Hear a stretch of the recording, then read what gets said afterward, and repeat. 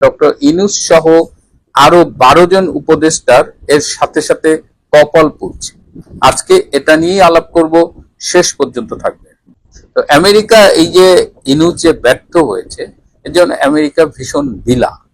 America doctor Yunus সহ 12 জন উপদেষ্টার উপরে ক্ষুব্ধ এবং বলেছে যে তোমাদের দ্বারা কোনো কাজ হবে না, you wasted our money, time and resources. এদিকে ডক্টর ইউনূস যদি নির্বাচন হয়, যদি ক্ষমতা ছেড়ে আসলেই যায়, তার একটা আশঙ্কা রয়েছে যে তিনি চলে গেলে গ্রামীণ ব্যাংকে যে সারা দেশে ছড়ানো ছেটানো প্রায় 2500 গ্রামীণ ব্যাংকের যে ব্রাঞ্চেস আছে, সেগুলো কি হবে, এগুলোর ভবিষ্যৎ নিয়ে তিনি খুবই উদ্বিগ্ন। এবং তিনি এটি বলেছিলেন আমেরিকাকে যে তিনি চলে গেলেও গ্রামীণের ভবিষ্যৎ কি হবে। তো আমেরিকা কি বলেছে তার আগে আমি একটা ছোট্ট অতীতের কথা মনে করিয়ে দিই। যে খন্দকার মুস্তাকের কথা আপনাদের অনেকেরই মনে আছে, বঙ্গবন্ধুর খুনি। সেই খন্দকার মুস্তাক সে যখন জনসভা করতে গিয়েছিল ক্ষমতা হারিয়ে, তখন কিন্তু তার জনসভা আক্রান্ত হয়েছিল, তার জনসভায় বোমাবাজি হয়েছিল, সাপ ছেড়ে দেওয়া হয়েছিল। তখন সে খুব মাইন্ড করে, খুব কষ্ট দুঃখ নিয়ে আমেরিকান এম্বাসিতে গিয়ে বলেছিল যে আমি যে একটু পলিটিক্স করি, আমি তো তোমাদের জন্যই রাজনীতি করলাম, তোমরা আমার একটু সিকিউরিটিটা ইনশিওর করো। তো আমেরিকা বলেছিল যে তুমি রাজনীতি করবা, তোমার সিকিউরিটির দায়িত্ব তোমার নিজের। তো ডক্টর ইউনূস যখন গ্রামীণ ব্যাংকের এই অবকাঠামোগত নিরাপত্তার ইস্যুটা তুলেছে, তখন তাকে খুব স্পষ্টভাবে জানিয়ে দেওয়া হয়েছে গ্রামীণ ব্যাংকের নিরাপত্তা নিশ্চিত করার দায়িত্ব তার। এদিকে অন্যান্য উপদেষ্টারাও কিন্তু ভীষণ স্যাড হয়ে গেছে এই ঘটনায়। বিশেষ করে ডক্টর খলিল তিনি বলেছেন যে এই সরকারের জন্য, আমেরিকার স্বার্থ রক্ষার জন্য তিনি কি করেন। কিন্তু আজকে এমন একটা অবস্থা হচ্ছে যে ডক্টর খলিলের এই দায়িত্ব থেকে চলে যাওয়ার পরে আমেরিকায় ফিরে যাওয়াটাও অনেকখানি ঝুঁকির মধ্যে পড়ে গেছে। তো প্রিয় বন্ধুরা, এটা যে কেবল একটা $121 মিলিয়ন প্রজেক্ট তা না, এটা আবার জিও পলিটিক্যালিও খুব ইম্পর্টেন্ট একটা ইস্যু। এবং সেখানে ইন্ডিয়ার এবং থাইল্যান্ডের যে গুরুত্ব, সেই গুরুত্বের পাশাপাশি Bangladesh is now no wire. Doctor Yunus এদিকে ডিপি ওয়ার্ল্ডকে চিটাগাং পোর্ট দিবে বলেছে। চিটাগাং পোর্টে কিন্তু অলরেডি আনরেস্ট শুরু হয়ে গেছে এবং চিটাগাং পোর্টে প্রতিদিন লস হচ্ছে। সো ওই বিক্ষোভ, ওই অসন্তোষ কিভাবে নিয়ন্ত্রণ করে ডিপি ওয়ার্ল্ডকে কিভাবে এই চিটাগাং এর এনসিটি, এই নিউমারিং কন্টেইনার টার্মিনাল হ্যান্ডওভার করবে, সেটাও আমরা দেখার জন্য অপেক্ষায় রইলাম। বার্মা অ্যাক্টের কথা মনে আছে? সেই যে Burma unified through rigorous military accountability act, 2022 সালে মার্কিন কংগ্রেসে এই অ্যাক্টটি পাশ করেছিল। একটু আপনাদের মনে করিয়ে দিই, আমি আগেও এটি নিয়ে কথা বলেছি। বার্মা অ্যাক্টটা হলো মূলত বর্তমানে মিয়ানমারের যে সামরিক জান্তা সরকার রয়েছে, সেই জান্তা সরকারকে দুর্বল করে সেখানে একটি গণতান্ত্রিক সরকারকে ক্ষমতায় আনার জন্য আমেরিকার একটা প্রজেক্ট, তারা সংসদে একটা অ্যাক্ট পাশ করেছিল। এবং সেখানে এই যে আমাদের যে রোহিঙ্গারা বাংলাদেশে এসেছে, রাখাইন স্টেটের যে আনরেস্ট, সেখানে অনেক মানুষ বাস্তুচ্যুত হয়েছে, এই সব বিষয় কিন্তু এই বার্মা অ্যাক্টের মধ্যে রয়েছে। এবং বার্মা অ্যাক্ট মানে কাগজে কলমে এক কথা, আর এটা জিও পলিটিক্যালি খুব ইম্পর্টেন্ট। এই মায়ানমার বঙ্গোপসাগর এই রিজিয়নে আমেরিকা তার উপস্থিতিটা নিশ্চিত করতে চায় এবং মিয়ানমারে তারা গণতন্ত্রের নামে ঢুকতে চায়। এবং আপনারা জানেন যে আরাকান আর্মি নিয়ে কি ঘটনা বাংলাদেশে ঘটেছে। এই আরাকান অ্যাক্টে বাংলাদেশকে করিডোর হিসেবে ব্যবহার করে আরাকান আর্মিকে দিয়ে জান্তা সরকারের বিরুদ্ধে ফাইট করানোর একটা ঘটনা আপনারা জানেন। এবং এমন একটা অবস্থা হয়েছিল যখন আরাকান আর্মি প্রায় রাখাইন স্টেটের 2টো বা 3টা টাউনশিপ ছাড়া অধিকাংশ জায়গা একটা সময় দখল করে নিয়েছিল। এবং এর সব কিছুর পেছনে ছিল আমেরিকা। এবং আমেরিকা চেয়েছিল যে বাংলাদেশের করিডোর, যে মিয়ানমারের সাথে যে করিডোর আছে, সেই করিডোরটা ব্যবহার করে তাদের এই সাইডের সংগ্রামটা বা তাদের প্রজেক্টটা এগিয়ে নেওয়া। আপনাদের আরো মনে আছে যে গত বছর 13ই মার্চ জাতিসংঘের মহাসচিব অ্যান্টনিও গুতেরেস বাংলাদেশে এসেছিলেন 4 দিনের সফরে।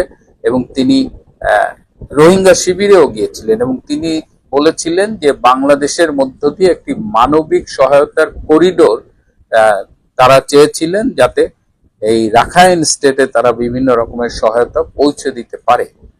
কিন্তু পরবর্তীতে দেখা গেছে যে ডক্টর ইউনূস যদিও কমিটমেন্ট করেছিল আমেরিকার কাছে যে তারা সেন্ট মার্টিন দেবে, করিডোর দেবে, চট্টগ্রাম বন্দর দেবে, অনেক কমিটমেন্ট, মানে যা চাও নিয়ে যাও, বাংলাদেশটা তুমি নিয়ে যাও, আমাকে ক্ষমতা দাও। তো সেই জায়গাটায় কি হয়েছে, পরবর্তীতে দেখা গেছে যে বাংলাদেশ আর্মি বলেছে নো করিডোর, করিডোর দেওয়া যাবে না। আবার বলেছে যে করিডোর দিলে সেখানে আমাদের বাংলাদেশের ইন্টারনাল সিকিউরিটি রিস্ক আছে, করিডোর দিয়ে ড্রাগ স্মাগলিং হবে, আর্মস স্মাগলিং হবে, এসব মানে নানা রকমের সমস্যার কথা বলে সেনাবাহিনী এটিতে আগ্রহ দেখায়নি। এবং আপনারা জানেন তারপরে করিডোরের মানে টেকনাফে বিশেষ করে আরাকান আর্মির অনেক অ্যাক্টিভিটিস আছে এখানে। সামরিক মহড়ার নামে আমেরিকান আর্মি এবং আমেরিকান সশস্ত্র বাহিনী, ফায়ার ব্রিগেড অনেকেই এসেছিল। এবং পেকুয়া বাজারের কথা মনে আছে, আমি বলতাম যে পেকুয়া বাজারে একটা 19 তলা হোটেল করা হয়েছিল, যে হোটেলটার মালিক ছিলেন মোস্তফা মাঝি। সেই হোটেলটা মূলত করা হয়েছিল ওই এলাকায় বিদেশিদের থাকবে, একটা লাক্সারিয়াস হোটেল যার নিচের তলায় পাব থাকবে, বার মানে পানশালা, উপরে থাকার রুম থাকবে। তো পরবর্তীতে সেই হোটেলটা কিছুদিন চালু ছিল, কিন্তু এটা পুরো কমপ্লিট হয়নি। আর এই মাসখানেক আগে তো এটার মালিক মোস্তফা মাঝিকে তার বাড়িতে মৃত পাওয়া গেছে, মোস্তফা মাঝিকে হত্যা করা হয়েছে। অর্থাৎ এই যে আমরা করিডোর দেব বলে আমেরিকাকে যে আশ্বাস দিয়েছিলাম, আমাদের অন্তর্বর্তীকালীন সরকারের এই সর্দার ইউনূস, সে এমন একটা লেজে গবরে পাকিয়ে ফেলেছিল যে আমেরিকা ছেড়ে দে মা, কে দেওয়াছে। সুতরাং আমেরিকা আলটিমেটলি তার বার্মা অ্যাক্ট এটাকে বাস্তবায়ন করার জন্য এই গত সপ্তাহে যে $121 মিলিয়ন ফান্ডটা দিয়েছে, এই ফান্ডটা মিয়ানমারের জন্য অ্যালোকেটেড, বাট এই ফান্ডটা মিয়ানমারের বর্তমান যে সামরিক সরকার আছে, জান্তা সরকার, তাকে কিন্তু এই টাকাটা দেওয়া হবে না। এই টাকাটা যাবে সীমান্তবর্তী দুটি দেশ ভারত এবং থাইল্যান্ডের কাছে, এবং বাংলাদেশ বাদ। এবং ভারত এবং থাইল্যান্ড কি করবে, এই টাকাটা নিয়ে তারা মূলত মিয়ানমারের যে সিভিল সোসাইটি আছে তাদের হেল্প করবে। তারা মিয়ানমারের ভেতরের গণতান্ত্রিক পরিবেশ, মানবাধিকার এগুলো নিয়ে কথা বলবে। মিয়ানমারের ভেতরে জান্তা সরকারকে দুর্বল করাটা কিন্তু এই বার্মা অ্যাক্টের অন্যতম উদ্দেশ্য। সুতরাং মিয়ানমারের জান্তা সরকার বিরোধী যে গণতান্ত্রিক শক্তিগুলো আছে তাদের সহায়তা প্রদান করবে এই $121 মিলিয়ন অধীনে যে প্রজেক্টস গুলো হবে, এবং সেখানে ভারত এবং থাইল্যান্ড কাজ করবে। এছাড়া রোহিঙ্গাদের সহায়তার কিছু বিষয় আছে। রাখাইন স্টেটে যে গণহত্যা হয়েছিল, সেই গণহত্যার সব আপনারা জানেন যে আন্তর্জাতিক আদালতে সেটি নিয়ে মামলা চলছে। গণহত্যার সপক্ষে বিভিন্ন তথ্য প্রমাণ সংগ্রহের একটা ব্যাপার আছে, সেটিও এই প্রজেক্টের আন্ডারেই হবে। সো মানে এখন দেখা যাচ্ছে যে আমেরিকা বাংলাদেশকে বাদ দিছে। এবং কেন ইন্ডিয়া, কেন থাইল্যান্ড? ইন্ডিয়া আপনারা জানেন যে আমেরিকার সাথে যে রিসেন্ট ডিফেন্স ডিলটা হয়েছে, ডিফেন্স ট্রিটিটা হয়েছে 10 বছরে, সেখানে কিন্তু ইন্দো প্যাসিফিক রিজিয়নের সিকিউরিটিতে ইন্ডিয়া এবং আমেরিকা পার্টনার। আর থাইল্যান্ডের সাথে আমেরিকা অনেকদিন ধরে এই সিকিউরিটি পার্টনার, তাদের সাথে অনেক রকমের লেনদেন আছে। তো বাংলাদেশের করিডোর দিলে যে ঝুঁকি, সেই ঝুঁকি তো থাইল্যান্ড এবং ভারতের সাথেও আছে, কারণ ভারত তো মিয়ানমারের সাথে বর্ডার শেয়ার করে, থাইল্যান্ডও করে। কিন্তু তারপরেও ভারত এবং থাইল্যান্ড এই ডিসিশনটা নিয়েছে, এই প্রজেক্ট, এই ফান্ড তাদের কাছে গেছে, এর কারণ হলো তারা রাজনৈতিকভাবে সিদ্ধান্তটা নিয়েছে, ঝুঁকি ম্যানেজ করার একটা পলিটিক্যাল ডিসিশন তারা নিয়েছে, যেটা বাংলাদেশ নিতে পারেনি। এবং বাংলাদেশ নিতে না পারার কারণে এই যে $121 মিলিয়ন বা 1512 কোটি টাকার একটা ভাগ থেকেই যে শুধু বাংলাদেশ বঞ্চিত হলো তা নয়, এটি কেবল অর্থ নয়, বরং এটি হলো ইউনূস সরকারের উপর থেকে আমেরিকান আস্থা যে উঠে গেছে তার একটা ইন্ডিকেশন। এবং এর ফলে যেটা হবে যে এই এলাকায় যে হিউম্যানিটেরিয়ান গ্রাউন্ডে বাংলাদেশ একটা নেতৃত্বের অবস্থানে ছিল, সেই জায়গাটা আর থাকবে না। রোহিঙ্গাদের প্রত্যাবর্তন, রোহিঙ্গাদের কাছে আসা বিদেশি সহায়তা, সবকিছু আগের মতো আর হবে না, এগুলো কমে যাবে। এবং রোহিঙ্গাদের ডক্টর ইউনূস বলেছিল এই যে রোজা আসতেছে, এই রোজার ঈদটা রোহিঙ্গাদের মিয়ানমারে করার কথা, তো সেইটা সুদূর পরাহত হয়ে যাবে। একটি কথা এরই মধ্যে চাউর হয়ে গেছে যে রাজনীতিতে আগামী 8 থেকে 10 তিনটি দিন খুব গুরুত্বপূর্ণ। এটি অবশ্য কোনো ব্যক্তিকেন্দ্রিক ধারণা নয়, গোয়েন্দা সূত্রের খবর।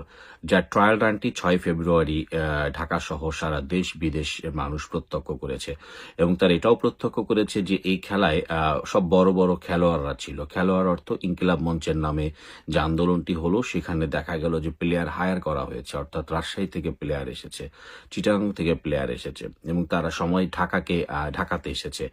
এবং লক্ষ্য করবেন যে রাজশাহীর আম্মার আলোচিত যিনি, যার কথায় রাজশাহী বিশ্ববিদ্যালয়ের প্রশাসন উঠে বসে, আমরা এমন দৃশ্য দেখেছি। চট্টগ্রাম থেকে এসেছে, ঢাকার আশপাশে বিভিন্ন জায়গা থেকে এসেছে। আমরা দেখেছি যে 50 কোটি টাকা চাঁদাবাজির অভিযুক্ত কিছুদিন আগে মামলায় গ্রেপ্তার হয়েছিলেন, পরে জামিনে মুক্তি পেয়েছেন সেই আলোচিত সুরভি এসেছেন, যিনি ওখানে বলছেন যে ইন্টারিম যাবে না, নির্বাচন পেছাবে, এরকম একটি বিষয় আসছে। এবং আপনার অর্থাৎ গতকালকে যে আন্দোলনটি হচ্ছে সেটি মূলত পুরোপুরি সরকারি পৃষ্ঠপোষকতায় হয়েছে বলে গোয়েন্দার একাধিক সূত্র বিষয়টি জানিয়েছে, যার একটি ট্রায়াল রান, যে তা সরকার দাঁড় করাবে যে দেখুন আমাকে তো এরা বাংলাদেশের জনগণ চায় না এখন নির্বাচন হোক। কারণ ডক্টর মোহাম্মদ শুরু থেকেই 100 জন বা 50 জন একটি কথা বলে তার সেট আপ করা লোক নাহিদ টাহিদ এদের দিয়ে, এবং তারপরে 50 জন 100 জনকে বলে নিয়োগকর্তা, এরা তো চায় না, বাংলাদেশ চায় না। এরা 50 জন মানে বাংলাদেশ, আর বাকি 16 কোটি যারা আছে 99,99,950 জন, এরা আসলে কিছুই না। তো যাই হোক, এরকম একটি মেটিকুলাস ডিজাইন তার ভিতরে আছে। কাজে এই খেলার তিনি একটি শক্ত যে তিনি তার নিজস্ব জায়গাটি ধরে রাখবার জন্য তার প্লেয়ারদের মাঠে নামিয়ে বাংলাদেশকে তুলনা করে নির্বাচন পেছানোর বিষয়। আরেকটা হচ্ছে যে বিএনপি কিন্তু ক্রমাগত বুঝতে পারছে যে তারা আসলে হারের শিকার হতে যাচ্ছে। আজকে মাহাদি আমিন, বিএনপির যিনি মুখপাত্র, তিনি কিন্তু বলেছেন যে জামাতে বড় ধরনের ইলেকশন ইঞ্জিনিয়ারিং করছে এবং তারা দুটি কথা বলেছে, যে ব্যালট বাক্স বা ব্যালট পেপার পাওয়ার প্রাপ্তিটি এবং যে বোরখা, বিপুল পরিমাণ বোরখার যে অর্ডার, যে বোরখার মাধ্যমে তারা জাল ভোট দিবে।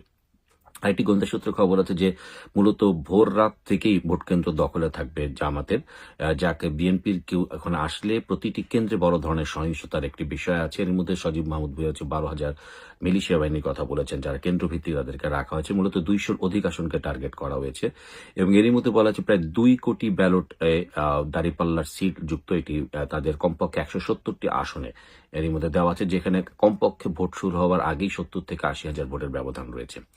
তো এখন আসলে এগুলো সবই গোয়েন্দা সূত্রের খবর, কতটুকু সত্য বা মিথ্যা সেটি সময় বলে দেবে। এর মধ্যে আবার আসে আন্তর্জাতিক অঙ্গনের খেলা, যেটি বলছে যে ভারত ওয়াশিংটন ডিসি যেটা, সেটি কিন্তু বারবার ওয়াশিংটন ডিসি বলছে যে তারা ভারতের চোখে এই উপমহাদেশের বিষয়গুলোকে দেখবে। তাদের মধ্যে একটি বড় বাণিজ্য চুক্তি হয়েছে, আপনারা দেখবেন কার্যকরী, এবং এখানকার ইন্দো প্যাসিফিক জোনে তারা একসাথে কাজ করবে বলে জানা হয়েছে। তো যেখানে মোদি ট্রাম্পকে ভালো বন্ধু হিসেবে উল্লেখ করেছেন, ট্রাম্পও সেরকম। কাজেই এইখানে তাদের যে খেলা সেটি শেষ মুহূর্তে ঘটবে বলে একাধিক আন্তর্জাতিক গণমাধ্যমও বলছেন, বিভিন্ন সামাজিক মাধ্যমে খবরও সেভাবে প্রকাশ। তো সেটিও একটি বিষয় যে তাদের খেলাটি কিভাবে তারা কোন অনুযায়ী তারা যাবে, কোন ডিজাইনে তারা করবে, সেটি একটি বিষয়।